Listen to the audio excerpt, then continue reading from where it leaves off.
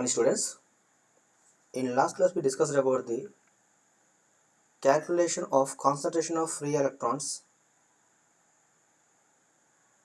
and holes in the intrinsic semiconductor along with Fermi levels in intrinsic semiconductors and concentration of charge carriers in the extrinsic semiconductors and its Fermi levels. Carrier transport in semiconductor. In semiconductor, carriers travel either due to two mechanisms. One is drift mechanism, another one is diffusion mechanism. That means a semiconductor has two types of currents. The currents are drift current and diffusion current. Drift current. When electric field is applied, free electron travel from lower to higher potential and holes travel from higher to lower potential. This is called drift mechanism and the resulting current is called drift current. This drift current density is directly proportional to the applied electric field. We know that J equals to sigma E, it is also called as point form of Ohm's law. The drift current due to the free electrons is called Jn drift. It is represented with Ne mu and capital E. Ne mu and represents the sigma n, and the drift current due to the holes is represented as Jp drift. It is equals to the Pe mu p capital E. That Pe mu p indicates the connectivity of holes. Drift current flows in both semiconductor and metals. Next, diffusion current.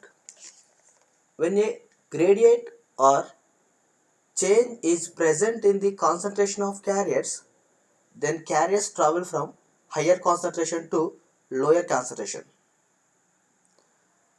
This is called diffusion mechanism and the resulting current is called diffusion current. Here the charge carriers are traveling from higher concentration to lower concentration. This method is called diffusion method. In the drift method, the charge carriers are moving due to the applied electric field. Here we are not applying any electric field, but the charge carriers are moving because of diffusion. The resulting current is called diffusion current. Carriers diffuse because of the thermal energy. The diffusion of electrons from a region of higher concentration to a region of lower concentration produces a flux of electrons flowing in negative x direction. Then conventional current direction in positive x direction. Then electron diffusion current density is given as E dn by dx. Here electron flux density is phi n of x is minus dn by dx. Hole flux density is minus dp by dx. Here we have written from the Fick's law. The diffusion of carriers or carrier flux is proportional to the concentration gradient. Here capital D suffix n is called electron diffusion coefficient and it is positive quantity. And capital D suffix P is called hole diffusion coefficient. It is also positive quantity. Here dn by dx indicates the concentration gradient of electrons. dp by dx indicates the concentration gradients of holes. Here dP dph is also called diffusivity or diffusion coefficients of holes and electrons. So diffusivity is defined as how freely a carrier can move if there is a concentration gradient. So here you can observe in the diagrams. So here arrow mark of x-axis represents the positive x. Here the electron flux, that means electrons are moving in the negative x direction. Electrons are moving in the x direction. That electron diffusion current density, that current is moving opposite. It's nothing but positive x-axis. Yes.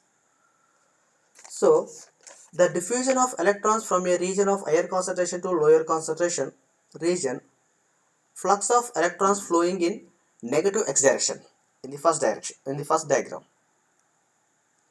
The conventional current direction is positive x-axis. So electron diffusion current density is in positive x direction. Clear? In second diagram, the diffusion of holes, that means hole travels from the higher concentration to lower concentration. That means the whole flux is traveling in the negative x direction. So the resulting conversion current density or current is also traveling in the negative x direction. Clear? In second diagram, holes are traveling towards negative x direction. So the resulting hole diffusion current is also traveling along the negative x direction. It is conventional method. As the diffusion of holes from a region of higher concentration to lower concentration region produces a flux of holes in a negative x direction. The conventional diffusion current is in negative x direction. Then hole diffusion current density is given as Jp diffusion is equals to minus E dp by dx. Clear? This diffusion current is possible only in the semiconductors. Diffusion current cannot flow in metal because free electrons are uniformly distributed.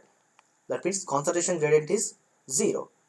So this diffusion current can occur when the concentration gradient is present. So in metals or in conductors, you cannot expect the diffusion current because the free electrons are uniformly distributed along the conductor. So when electrons are distributed uniformly, then concentration gradient is 0. That means there is no change. That means the electrons are distributed uniformly. So concentration gradient is 0, then there is no diffusion current. So this diffusion current is possible only in semiconductor, that too when concentration gradient is not equals to 0. That means when concentration gradient is present in the semiconductor. If concentration gradient is 0 in the semiconductor, then again diffusion current is not present in the semiconductor. Yes, we can expect the diffusion current in only semiconductor when concentration gradient is present. This concentration gradient can be created by doping a semiconductor non-uniformly. That means doping heavily in one side, other side is lightly doped. That means we are doping non-uniformly. One side we are doping heavily and other side we are doping lightly. So this way is called non-uniformly. When non-uniform doping or when charge carriers are distributed non-uniformly, then we can expect the concentration gradient. From that we can expect diffusion current. Second method, by injecting the extra carriers at one end of semiconductor, carriers can be injected through a heat or through illuminating one side of semiconductor. So ultimately diffusion current can get when concentration gradient is present. Concentration gradient is present means the charge carriers are non-uniformly distribution.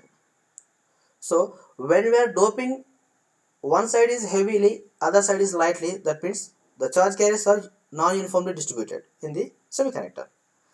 Then we can get the diffusion current. In other way, by injecting the extra carriers at one end of the semiconductor. That means when we are injecting the extra charge carriers into the semiconductor, that means that side we are having the more number of charge carriers compared to the other side.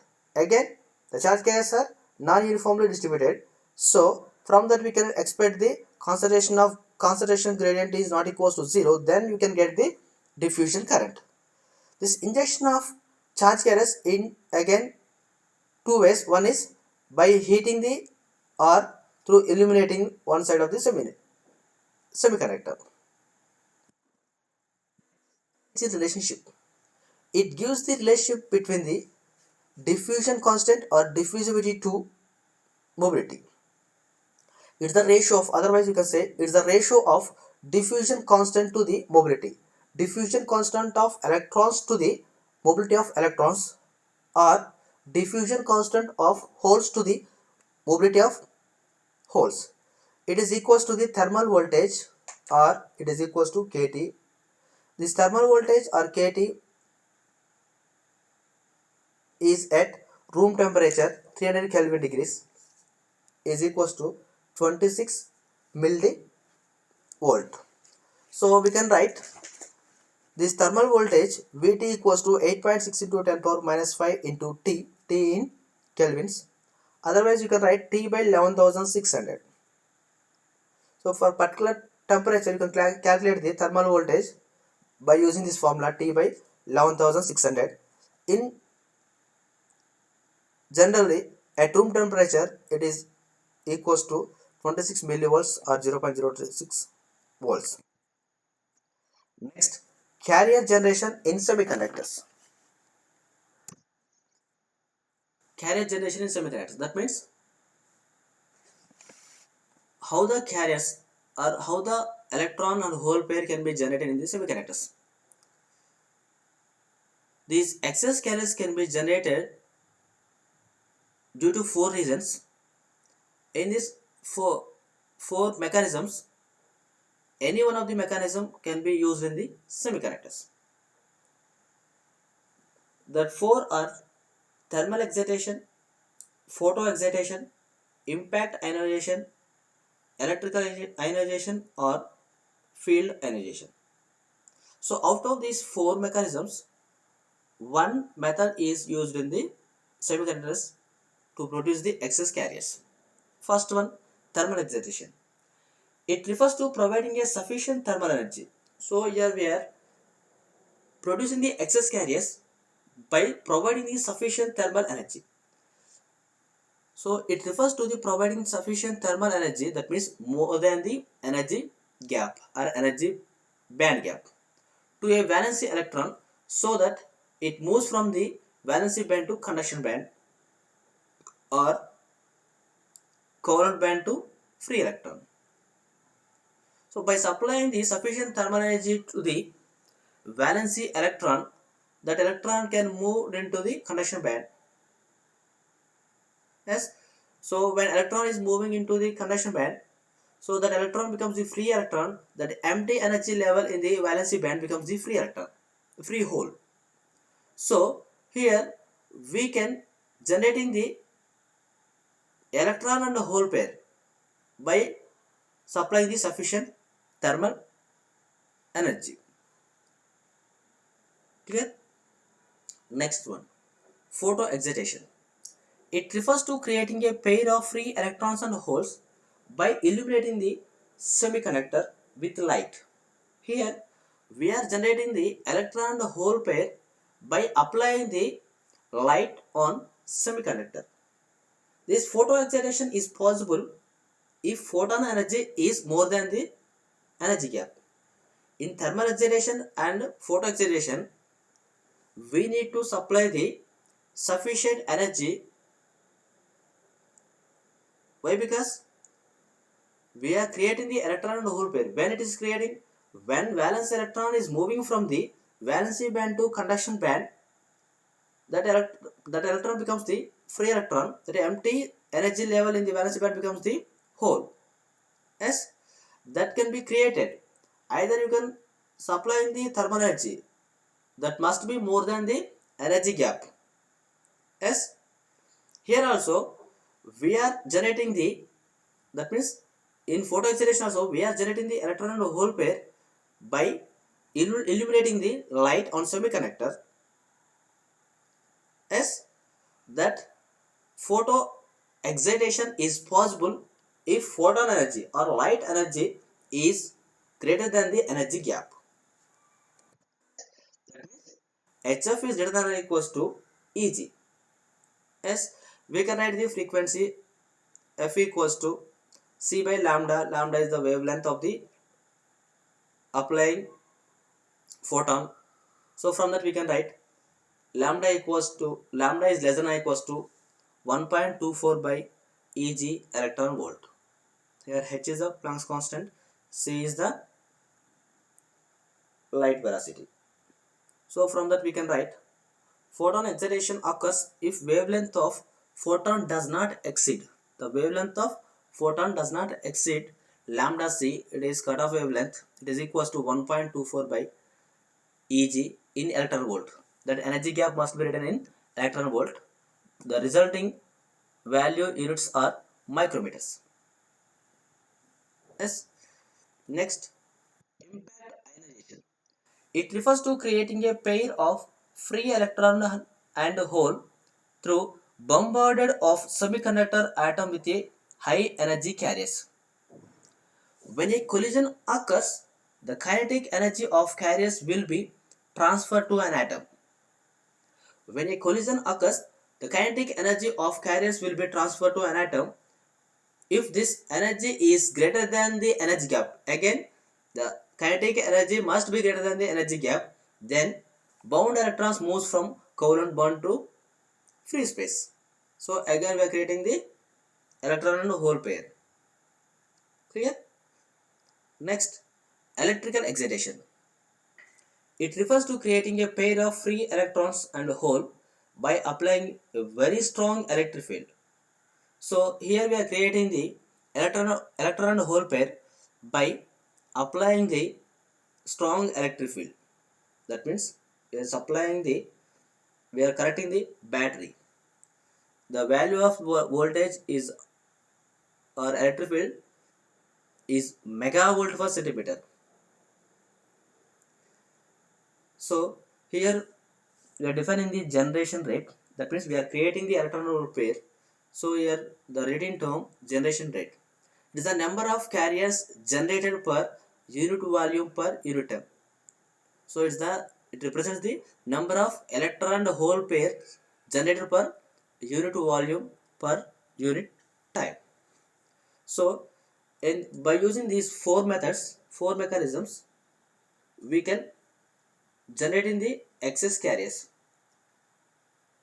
that are thermal excitation, photo excitation, impact ionization, or electrical excitation. It is also called as field ionization. So in thermal ionization, we are supplying the sufficient thermal energy more than the energy gap. In photo excitation, we are illuminating the semiconductor with light. That photon energy must be greater than the energy gap. In impact ionization, we are creating the electron and hole pair through bombardment of semiconductor atom with a high energy carriers. That means we are creating the collisions. Yes, in electrical excitation or field ionization, we are applying a very strong electric field to the semiconductor.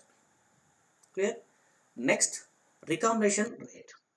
So we are creating the electron and hole pair in the generation method, charge carrier generation method.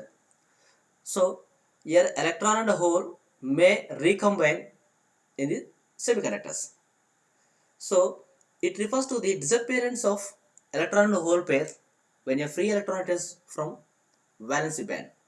So the free electrons generally available in conduction band and holes are available in the valency band. So when free electron is moving from conduction band to valency band is nothing but we are recombining. Yes, this is called recombination of carriers. The free electron is moving from conduction band to valency band. The process is called recombination of charge carriers. Again, this recombination is four types. One is direct recombination, second one is indirect recombination, third one is Auger recombination, fourth one is surface recombination. First one, direct recombination. It occurs in direct band gap semiconductors. Just remember, it will present in the only direct band gap semiconductors. We'll discuss direct band gap and indirect band gap semiconductors in next videos. A free electron is present in conduction band directly recombined with a hole in valency band, and energy is released in the form of light or photons. The free electron present in conduction band that will be directly recombined with the hole in the valency band. In this process, energy will be released in the form of light or photon. So it is directly recombined. So it is called direct recombination. Also, this is called radioactive recombination. So when electron in the conduction band is directly recombined with the hole. That means it is not staying in the forbidden band. It is directly moving from valency band to conduction band. It is not staying in the forbidden band. So it is called direct recombination. It is also called as radioactive recombination. In this process, the energy will be released in the form of light or photon. That photon energy E equals to, we can write H into F. F equals to again C by lambda, lambda equals to wavelength of the light or photon. Next, indirect recombination. It occurs in indirect band gap semiconductors such as silicon and germanium. Free electrons returns to a valency band through an intermediate allowed energy level present in forbidden band, and energy is released in the form of heat or phonon. In direct recombination, that electron present in the conduction band is directly moving into the valency band. It is not staying in the forbidden band. So it is called direct recombination. Coming to the indirect recombination, the electron present in the conduction band is not directly moving into the valency band. It is moving into the intermediate energy level in the forbidden band. So in forbidden band, it will move into the one of the energy level. After that, it will move into the valency band, and it will recombine with the hole. So here this process is called indirect recombination. Why? Because it is not directly moving into the valency band. It is moving into the one of the intermediate allowed energy level in the forbidden band. So in this process, energy will be released in the form of heat or phonons. In direct band gap, energy will be released in the form of photon or light. In indirect recombination, energy will be released in the form of heat or phonon. A few allowed energy levels can appear in forbidden band due to the impurities and defects in the crystal structure. So we discussed in forbidden band gap, there are no electrons. There are no allowed energy levels. I said here, when we are discussing about the indirect recombination, the electron is moving into the intermediate energy level in the forbidden band. Then after it is moving into the valency band. You can ask how you will get how your electron is moving into the intermediate energy level. In forbidden band, we said the probability of finding electron is 0. Yes, electrons will not stay in the forbidden band. But here I am saying the free electron is moving from conduction bands to intermediate level in the forbidden band, then after moving into the valence band. Yes, so a few allowed energy levels can appear in the forbidden band because of impurities and defects in the crystal structure. So due to the some impurities in the semiconductor and some crystal defects, due to some crystal defects, some of the energy level will allow the electrons in the forbidden band. That's why we are calling this is indirect, because that energy, that electron, free electron is moving into the forbidden band energy levels, then after moving into the valence band and it is recombined with the hole. These allowed energy levels can act as recombination center or trap. Recombination center means if allowed energy level is approximately at the center of the forbidden band, then it helps in indirect recombination. It is called recombination center. The allowed energy level is exactly present in the middle of the forbidden band. This energy level is called recombination center and it helps in the indirect recombination. And here I said one more word, trap. If allowed energy level appears closer to conduction band or valence band. So when allowed energy level is in the middle of the forbidden band, then it is called recombination center. If that allowed energy level sometimes may appear closer to the conduction band or closer to the valency band, then it is called trap. It does not help in recombination process. Indirect recombination can present when recombination center is present in the semiconductor. Clear? So if free electron moves into a trap, then it gets re-excited. Yes, if the electron is moving from the conduction bands to recombination center, it helps to the indirect recombination. If the electron is moving from the conduction band to trap, it does not help in the recombination process. If free electron moves into the trap, then it gets re-excited into conduction band. If it is moving into the trap, then again that electron moves into the conduction band only. It will not recombine with the hole. Clear? Auger recombination next. It occurs in heavily doped direct band gap semiconductors. In Auger recombinations, 3 Ks are involved. That may be electrons and holes. Yes, I am taking the example. In heavily doped n-type semiconductor, 2 electrons and 1 hole participate in Auger recombination. Free electron directly recombines with hole in valency band and released energy is transferred to the another free electron in the form of kinetic energy. So if I am taking n-type semiconductor, 2 electrons in the conduction band, 1 hole in the valency band will participate in this recombination. So after the 2 electrons, 1 electron is directly recombines with hole in the valency band and released energy is transferred to the remaining free electron in the conduction band, and this energy in the form of kinetic energy. Clear? Here I mentioned the diagram.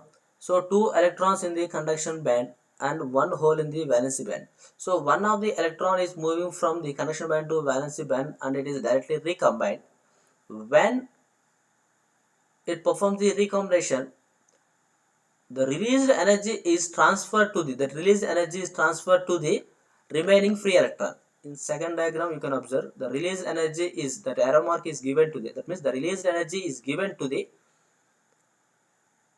free electron in the form of kinetic energy. Yes, it's the example of heavily doped n-type semiconductor. If I'm taking heavily doped p-type semiconductor, here two holes and one electron will participate in this recombination. Yes, so that electron is directly recombined with the one of the hole. That released energy is given to the remaining hole in the valency band.